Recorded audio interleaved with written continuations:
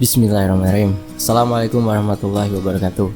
Untuk teman-teman yang belum melihat part berikutnya, teman-teman bisa lihat di kanan pojok atas ya, kiri atau kanan ya. Ya itulah pokoknya ya. Dan sebelum kita masuk ke bagian berikutnya, terima kasih ya sudah menyimak sejauh ini di Fakta Sejarah. Ini dia karya dari Mas Afrian 015, Sekamar Kos Dengan Dia, part 7 ya kalau di Fakta Sejarah ya. Kalau di Mas Afrian Kaskusnya itu bab serangan di WC. Dan ini dia selengkapnya. Tapi sebelum itu biasa ya, kita berdoa dulu. A'udzu bikalimatil hitamati min syarri ma. Bismillahirrahmanirrahim. Allahumma sholli ala sayyidina Muhammad sallallahu alaihi wasallam. Berdoa tak akan pernah selesai. Ini dia selengkapnya. Sekamar Kos Dengan Dia season 2 dari Mas Afrian 015.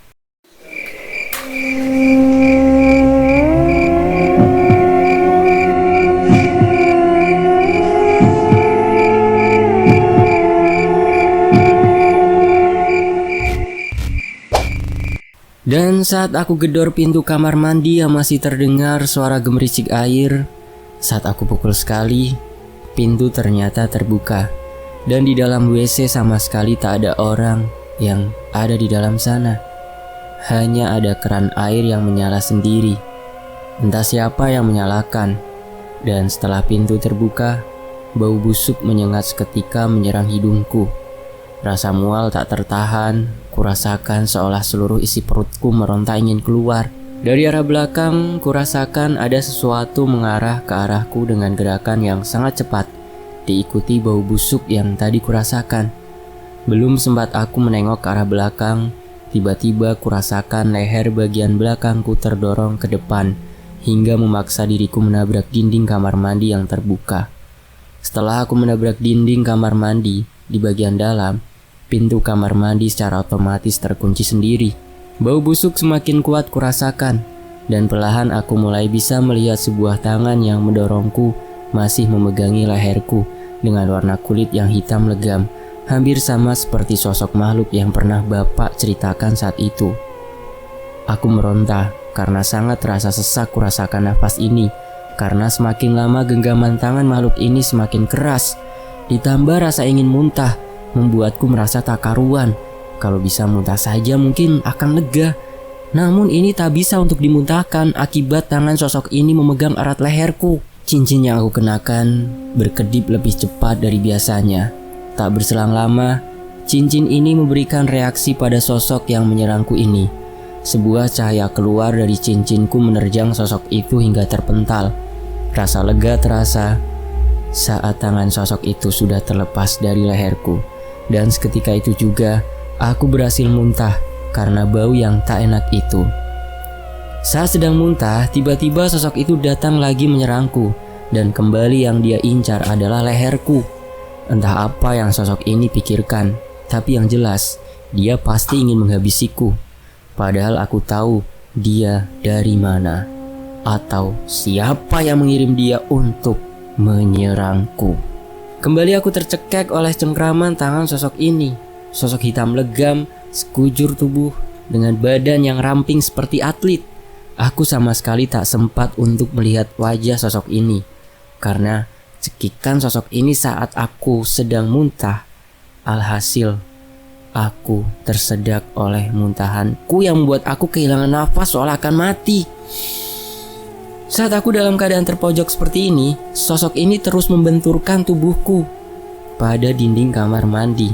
Dengan suara kegirangan dia tertawa dan berkata, "Hahaha, matilah kamu sekarang bocah ingusan. Sudah tidak ada yang menjagamu lagi. Akan kubalaskan dendam tuanku saat itu," ucap sosok ini kegirangan.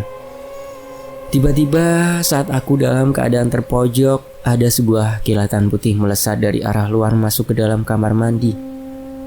"Dasar berdebah, lepaskan Rian, dasar makhluk rendahan," entah siapa yang mengatakan itu.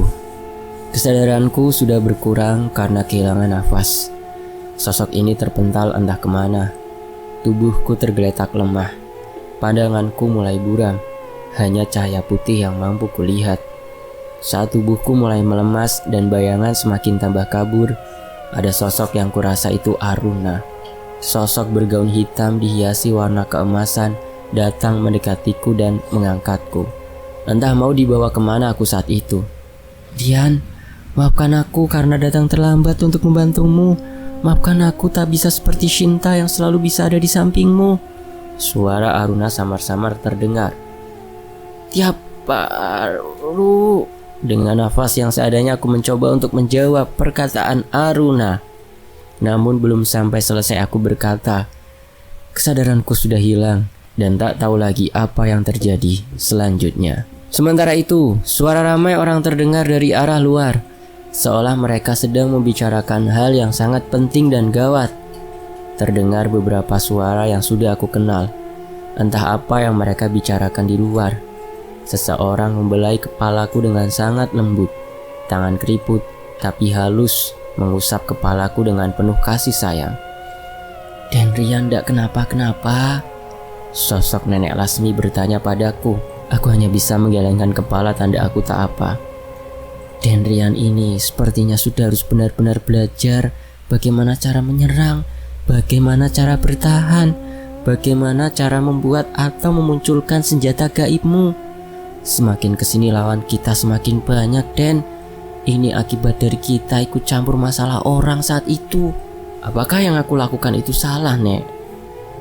Hanya karena ingin menyelamatkan temanku itu. Bukankah aku melakukan hal yang benar? Tanyaku dengan nada lemas. Iya benar, Den. Tapi harusnya kita mempersiapkan semuanya, baik sebab maupun akibatnya. Mungkin sekarang yang diserang Den Rian karena mereka melihat Den Rian belum memiliki kekuatan sejati dan hanya bergantung pada Aruna dan Shinta saja. Jelas Nenek Lasmi padaku. Saat sedang berbicara dengan Nenek Lasmi, dari arah luar terdengar seseorang membuka pintu kamarku. Ya, aku sudah berada di kamarku. Entah bagaimana caranya. Mungkin aku diangkat oleh Aruna atau ditemukan pingsan di WC. Aku tak tahu. Yang jelas aku sekarang berada di kamarku di rumah dan telah dipulihkan oleh orang rumah. Rian, kamu gak apa-apa kan? Masih terasa sakit gak badan dan lehermu? Suara bapak bertanya padaku. Sudah enggak, Pak. Udah biasa ya, walau agak sedikit kaku. Jelasku. Kamu pokoknya harus berlatih aura untuk mendukung pertahananmu. Bapak sudah menelponkan saudara kakak sepupumu yang ada di Kalimantan. Selama itu biar bapak dan Mbah Margono yang ngurusin dan nyari di mana sumber pembuat onar ini. Terdengar nada marah pada bapak. Siapa, Pak? Tadi bapak nelpon siapa? Saudara ipar sepupumu di Kalimantan, namanya Abang Damar. Dia juga yang tadi memaksa untuk melatihmu. Bapak sih setuju aja, soalnya latihan dengan metode Jawa dan Kalimantan agak berbeda. Bapak udah tahu kamu ndak akan betah dengan metode Jawa, makanya bapak setujui Bang Damar buat melatih kamu. Nada bapak menjelaskan dengan nada meremehkanku. Karena badanku masih terasa sangat lemah, aku kemudian melanjutkan istirahatku dengan tidur kembali. Dalam mimpi, aku bertemu dengan Aruna, yang kalau dilihat dari ekspresinya, dia sangat menyesal karena tidak bisa menolongku tepat pada waktunya. Aku mendekatinya saat berada di dalam mimpi. Kenapa Aruna? Kenapa nggak menemuiku langsung saja? Tanyaku dengan ramah. Aku malu pada bapakmu, Yan. Aku malu sama Nenek Lasmi. Aku malu pada Ningrum yang tadi juga ada di sana. Aku malu karena gak bisa ngelindungin kamu kayak Shinta, padahal dia sudah memasrahkan aku untuk selalu melindungimu. Jawab Aruna tertunduk.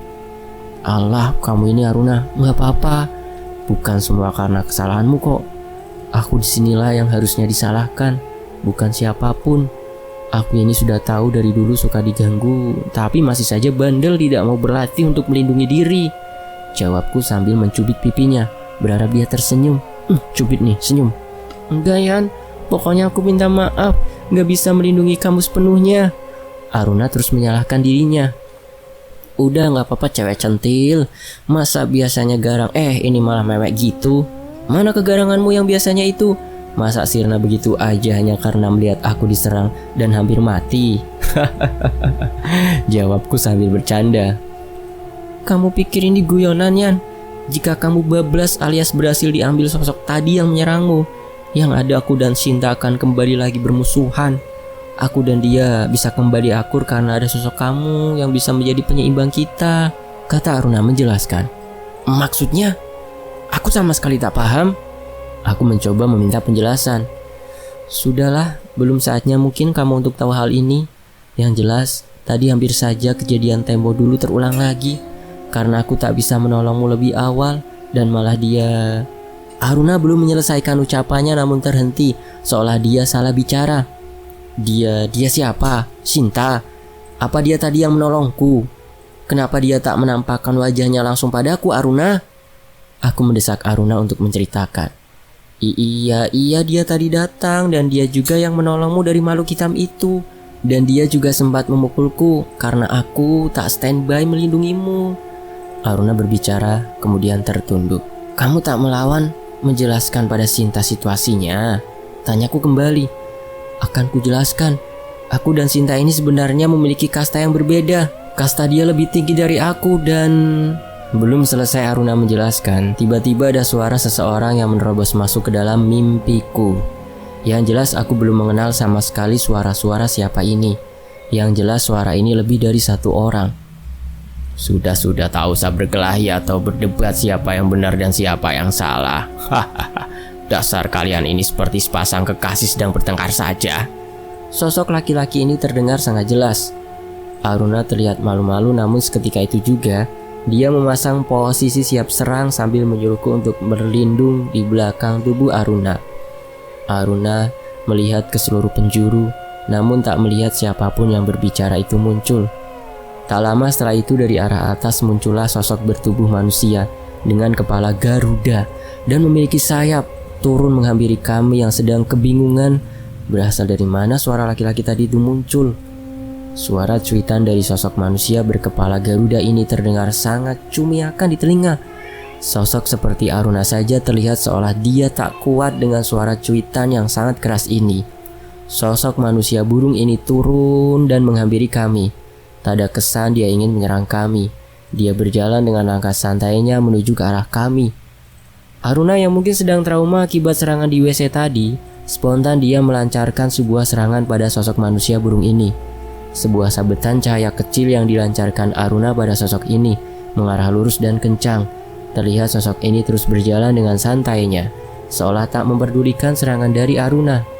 Sabetan Aruna terus mengarah ke sosok manusia burung ini, dan saat hampir mengenai tubuh manusia burung ini, entah bagaimana caranya dia menangkis. Serangan cahaya kecil dari Aruna terlempar menjauh dan tak mengenai sosok itu sama sekali. Mungkin sosok manusia burung ini ingin membalas serangan Aruna dengan jarak dekat. Satu tangan sosok ini sudah siap untuk menyerang namun stop. Sudah tak perlu diteruskan. Kalian ini bukan musuh. Suara laki-laki tadi terdengar kembali. Siapa kamu ini sebenarnya? Tanya Aruna dengan nada kesal. Hei putri kecil, sudah tak perlu takut. Kita di pihak yang sama. Jelas suara lelaki itu. Maaf, benar apa kata Aruna? Anda ini siapa? Aku kembali menanyakan dengan nada perlahan. Nah gini dong, kalau tanya itu jangan garang-garang. Jawab lelaki itu diikuti suara kicauan manusia burung yang cumiakan di telinga. Tolong dijawab, Anda ini siapa? Aku mendesaknya untuk menjawab. Seperti yang tadi bapak kamu katakan. Aku adalah Bang Damar, suami dari kakak sepupumu yang ada di Kalimantan. Jawab suara lelaki itu. Aku belum langsung percaya dengan apa yang dia katakan. Aku berusaha untuk tidak mudah percaya karena situasi masih genting dan serangan demi serangan beberapa hari mulai kelihatan. Aku berusaha untuk meminimalisir kesalahanku dalam mengambil tindakan. Aku berusaha bangun dari mimpi ini, berusaha keluar dari mimpi ini. Namun beberapa kali mencoba untuk membangunkan diriku. Ternyata usahaku sia-sia saja. Aku masih tetap berada di tempat yang sama dan sosok manusia Garuda itu masih berada di sana sambil memperhatikanku dan memperhatikan Aruna. Sosok manusia Garuda itu kemudian datang mendekati kami. Entah apa yang akan dia lakukan. Kami masih waspada pada sosok ini. Kami belum percaya kalau memang dia berada di pihak kita. Sosok manusia Garuda ini terbilang sangat kekar dan begitu tinggi. Jika diukur tinggi manusia Garuda ini bisa mencapai 5 meter atau mungkin lebih, aku tak tahu pastinya. Aruna yang sedari tadi berada di depanku berusaha untuk terus menjagaku agar tidak diserang sosok yang berada di depannya ini. Tinggi Aruna dibandingkan dengan sosok manusia Garuda ini terbilang sangat jauh berbeda. Aruna memiliki tinggi normal seperti manusia pada umumnya, dan manusia Garuda itu seperti yang aku jelaskan tadi, tingginya mungkin ada 5 meter, bahkan lebih. Wajah garang dari sosok manusia Garuda ini sangat terlihat menyeramkan. Paruh burung yang terlihat sangat tajam, dan kurasa siap untuk mencabik-cabik aku dan Aruna. Sambil berjalan mendekat, tiba-tiba cuaca di alam mimpiku ini berubah menjadi gelap seolah mendung.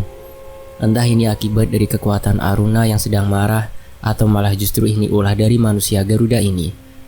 Beberapa kilatan muncul entah dari mana, tapi yang jelas kilatan itu terus mengiringi jalannya sosok manusia Garuda itu. Melihat ini sebagai ancaman, Aruna berusaha melindungiku dengan mulai melancarkan beberapa serangan seperti awal tadi. Dihembaskannya beberapa serangan kilatan cahaya yang Aruna bisa, namun hasilnya masih sama. Dengan mudah sosok manusia Garuda itu menangkisnya. Sudahlah Aruna, tenang saja. Dia tidak akan melukai kalian. Dia hanya membawakan pesan dariku dan akan memberikan sesuatu yang berharga pada Rian, dan pasti akan sangat berguna nantinya, ucap suara lelaki yang mengaku sebagai Bang Damar. Takkan semudah itu aku percaya padamu, balas Aruna sambil terus memberi serangan pada manusia Garuda itu. Aruna, gimana ini? Kita harus percaya sama dia atau enggak nih? Tapi kata bapak memang benar, ada yang namanya Bang Damar, saudara kita dari Kalimantan. Aku mencoba merembuk dengan Aruna. Tidak, aku tidak akan mudah percaya dengan dia. Dengan kekeh Aruna menjawab. Oh gitu ya Aruna, kalau gitu baiklah. Gufron, mainkan saja sedikit. Suara yang menyebut Bang Damar memberi instruksi pada sosok manusia Garuda itu, Gufron, yang ternyata bernama Gufron. Kalau memang itu perintahmu Tuan Aji, akan kusentil saja dia pasti kelabakan, ucap Gufron si manusia Garuda. Takkan kubiarkan itu. Dengan berteriak Aruna melesat ke arah Gufron manusia Garuda, dan benar saja dengan sekali sentilan dari tangan Gufron, Aruna benar-benar terpental lumayan jauh hingga menabrak perbukitan yang ada di sana. Tak terlihat tanda-tanda Aruna bergerak saat disentil oleh si Gufron. Setelah menyerang Aruna, sosok Gufron mendekatiku dan kemudian sedikit menunduk sembari mengayunkan tangannya untuk diarahkan tepat pada dadaku. Saat tangan dari sosok Gufron ini benar-benar menyentuh dadaku, aku merasakan beberapa tekanan atau hentakan yang cukup kuat, tapi mungkin dibandingkan dengan sentilan yang diberikan ke Aruna, belum ada apa-apanya, karena aku hanya merasa ada hentakan kuat saja. Dari arah Aruna terhempas, sepertinya dia telah bangkit lagi, dan kali ini dia langsung melesat dan membawa sebuah senjata pusaka. Mungkin senjata pamungkas milik Aruna, seperti yang dimiliki Sinta saat di pertempuran itu. Dengan cepat Aruna melesat ke arah Gufron sambil mengayunkan senjata pamungkasnya ke arah Gufron. Sebelum mereka berbenturan untuk kedua kalinya, tiba-tiba ada sosok laki-laki berteriak dari arah belakangku. Sudah cukup Aruna, dia itu benar-benar ada di pihak kita. Bapakku ternyata datang menemuiku di mimpi juga. Seketika itu Aruna langsung menghentikan serangannya dan Gufron kembali ke posisi normalnya karena tadi sudah dalam posisi bertahan. Maafkan saya Den, saya benar-benar tidak tahu siapa mereka. Aruna memohon maaf pada bapakku. Sudah tidak apa-apa, perkenalkan saja, dia adalah Gufron seperti yang tadi Damar bilang. Bapak sengaja menyusul karena mungkin ada yang tidak beres dengan jangka waktu yang lama. Damar belum mengabariku tentang laporan di sini. Bapakku menjelaskan pada aku dan Aruna. Wah Amang, datang juga ternyata. Maaf ini terlalu lama, Aruna tidak percaya soalnya. Suara Bang Damar kembali terdengar. Hahaha, memang kau sangat mirip dengan saudaramu Aruna. Sosok Gufron berbicara pada Aruna. Hah, kau kenal dengan Sinta? Tanya Aruna pada Gufron. Jelas kenal, dia sekarang bersama kami, ikut membasmi jin-jin rendahan yang bikin onar dengan dunia manusia, jelas Gufron pada Aruna. Cukup lama kami mengobrol. Bapak yang menjelaskan kalau dirinya dulu bertemu dengan Bang Damar itu karena dulu sebelum bekerja di kota sendiri. Bapak ternyata juga ditempatkan di Kalimantan untuk mengajar di sekolah sana. Dan cukup lama juga Bapak dan Bang Damar saling berlatih tentang alam sebelah. Dan tak disangka juga Bapak dan Bang Damar pernah membantu sebuah kampung yang diganggu oleh santet dan berdampak ada satu kampung itu. Sedikit cerita tentang mereka berdua saat itu. Bapak dan Bang Damar mencari di mana sumber atau tempat dukun yang melakukan atau mengajarkan ilmu santet tersebut dan ternyata ketemu. Singkat cerita, mereka kemudian melakukan serangan pada sosok dukun yang melakukan praktek pesugihan itu.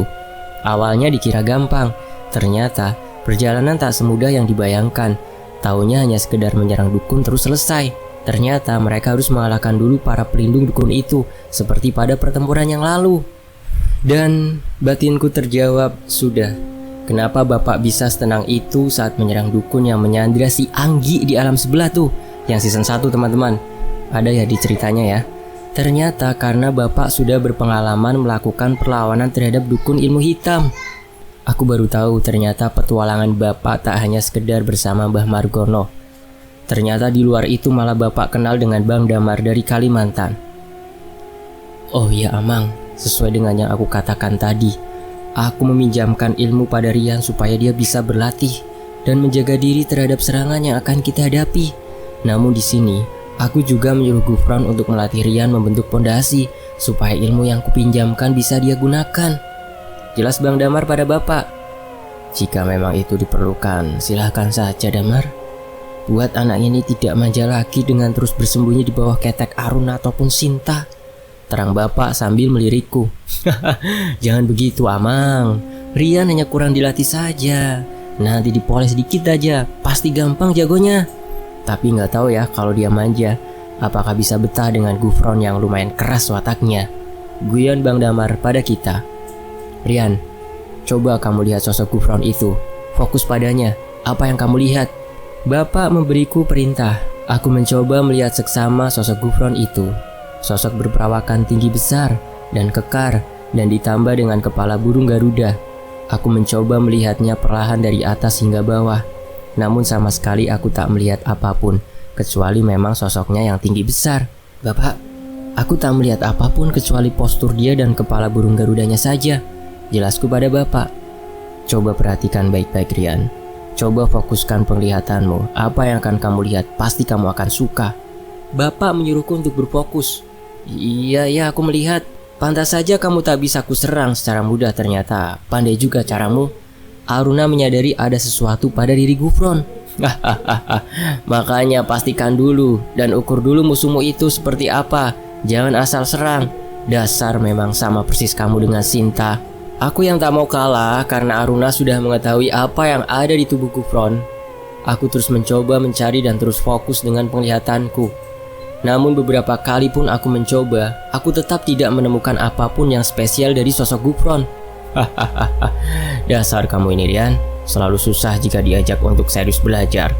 Oke sini, untuk kali ini Bapak bantu ya. Tapi setelah itu, kamu harus belajar sendiri dan hanya dibantu oleh Gufron. Seperti kata Damar tadi. Aruna, jika bisa membantu silahkan membantu, ucap Bapak padaku. Bapak kemudian berjalan ke arah belakangku. Sesampainya di belakangku, Bapak kemudian mengatur nafas seolah akan melakukan gerakan tenaga dalam. Setelah melakukan pengaturan nafas Bapak, kemudian berjalan ke sampingku dan menyuruhku untuk menutup mataku. Setelah mataku tertutup, tangan Bapak terasa mengusap kedua mataku dan belakang kepalaku sambil meniupkan angin yang sudah dibacai doa. Entah doa apa yang dibacakan aku tak tahu. Rian, coba sekarang buka matamu. Apa yang kamu lihat pada diri Gufron sekarang? Bapak memberi instruksi padaku. Aku perlahan mulai membuka mataku dan betapa terkejut dan terkagum karena sosok Gufron berselimuti aura berbentuk pentagon mengelilinginya. Entah apa itu murni ilmunya atau itu hanya ilusi yang dibuat oleh Gufron.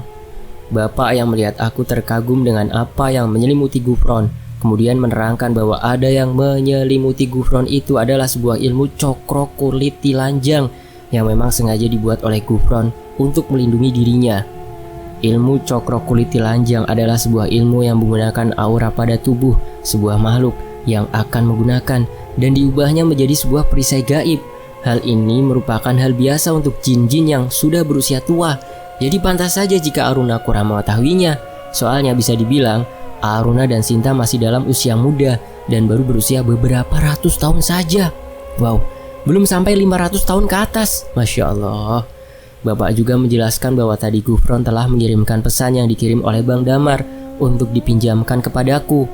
Sosok Gufron yang tadi menyentuh dadaku sehingga aku merasakan beberapa hentakan, dan ternyata dia sedang mentransfer ilmu yang dipinjamkan oleh Bang Damar. Beberapa ilmu yang Bang Damar pinjamkan adalah: 1. Cokrogaman, sebuah aura yang nantinya akan membentuk sebuah senjata gaib yang bertujuan untuk membantu kita melawan serangan gaib. 2. Cokrowiso, sebuah aura yang nantinya akan membentuk sebuah serangan gaib. 3. Cokro lemah, sebuah aura yang nantinya akan membentuk sebuah serangan pukulan seperti Kamehameha milik Goku atau Rasengan milik Naruto. Dan yang keempat ini tidak dipinjamkan karena ini dasar perlindungan, dan aku dituntut untuk bisa mendalami ilmu ini. Ilmu yang tadi sudah aku sebutkan, Cokro Kuliti Lanjang. Dan mulai dari sini aku mulai harus berlatih dengan Gufron. Setelah perbincangan yang cukup panjang, aku pun diperintahkan Bapak untuk segera bangun dari tidurku ini. Dan jika badan sudah mulai fit, disarankan untuk melaksanakan sholat wajib 5 waktu. Bersambung. Nantikan kelanjutannya teman-teman ya. Makasih udah nyimak di sini ya. Terima kasih Mas Rian, terima kasih teman-teman yang udah nyimak kisah ini di sini.